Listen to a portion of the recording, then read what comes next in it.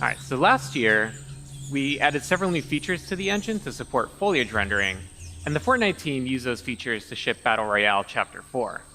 At the same time, Jacob over there and the team at Quixel were experimenting with what's possible for photoreal foliage environments, as well as testing out the latest functionality that we've been building for Unreal Engine. So, Jacob's here with us today in the Unreal Editor. Let's explore the environment. And what better way to do that than off-roading? And what better way to off-road than in a Rivian R1T? Now, Rivian uses Unreal to power their instrument cluster, including 3D visualization of their vehicles. So we worked with them to bring the R1T to life in this experience. Let's head on out, Jacob. Sure thing, on my way. All right. So we're building tools for interactive and dynamic worlds. So here we have chaos physics simulating rocks that tumble as we drive over them, leaves bend out of the way, and we also added some real-time fluid simulation.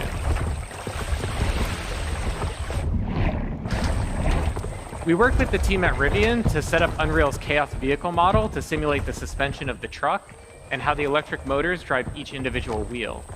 Chaos also simulates how the tires compress and deform, and MetaSounds enabled the team to precisely resynthesize the sounds of the electric motors and mix them with the ambisonics of the jungle.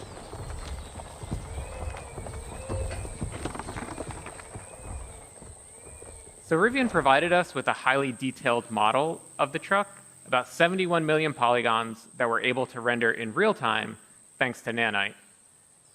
Now, the Rivian not only looks incredibly realistic because of Lumen and Nanite, but also its materials.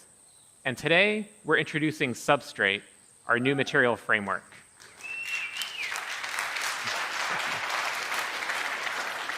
And to better demonstrate it, let's swap the paint out for Opal. Now, of course, you can't order a Rivian with Opal body panels, but Opal was the internal code name for this project, and also a really great demonstration of Substrate's capabilities.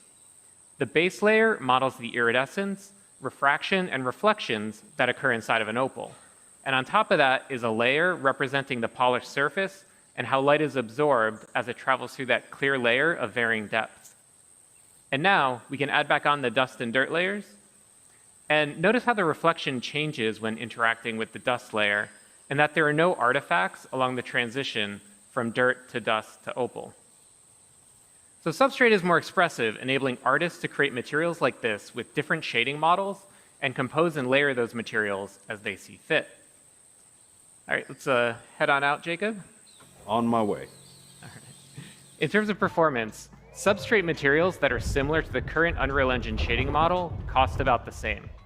But now, artists have the freedom to author more complex materials for extremely detailed use cases, like in cinematics and in film.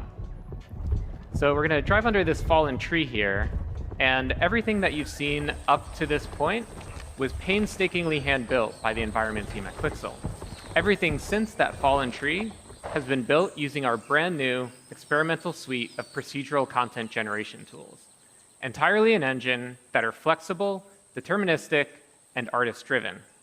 Our guiding principle in building these systems was to empower artists to make tools for artists. So Jacob's going to go ahead and add a procedural assembly to the world. And the cool thing is that it communicates. Thank you. Yeah. Pretty cool. And the cool thing is that it communicates with other nearby procedural elements in the scene, like the creek bed. So let's say a designer comes by, wants to direct the player to drive to the left. Jacob can simply move the assembly to the right, and everything updates to accommodate that change. Game design is iterative, so let's say the designer comes back, wants to give the player the choice of going left or right again. Jacob can simply move the assembly back over. Now, the artist who created this assembly also added some additional handles that Jacob can use to art direct where rock slides occur. Allows him to customize the piece a little bit more, make it a little easier for the Rivian to drive by. So we started by handcrafting that original part of the level to set the visuals and art direction for the entire piece, and then built out procedural tools that allowed the team to create a much larger play space much more quickly. Now let's see how we can use these procedural tools to make larger sweeping changes to the environment. So Jacob, let's start by removing some of the trees in this area. Absolutely, that's easy enough actually. All right, a little too much. Let's add some trees back in. Okay. And let's also add in some cliff formations, give it a little bit more variability. So the procedural systems are all deterministic. As Jacob is experimenting with different sets of input parameters, once he finds a set that he likes, he can always go back to it and get out exactly the same results. And the procedural systems aren't just placing trees and rocks, but also fog cards, bugs, birds, everything that's needed to bring this environment to life. And everything that you've seen here works at scale. This environment is 4 kilometers by 4 kilometers. If we hide all of the procedural elements, we can see that original hand-built area about 200 meters by 200 meters. We believe that there will always be the need for hand-building environments, so we designed these procedural systems to be tools for artists that work in concert with hand-built content. Both Substrate and the new procedural tools will be available in experimental form in 5.2. And everything you've seen here is running in the Unreal Editor in real time on a developer machine with an Intel 13900K CPU and NVIDIA RTX 4090 GPU. So Jacob, thanks for being here and helping us out today. Thank you very much, Nick, for having me. It's been a pleasure.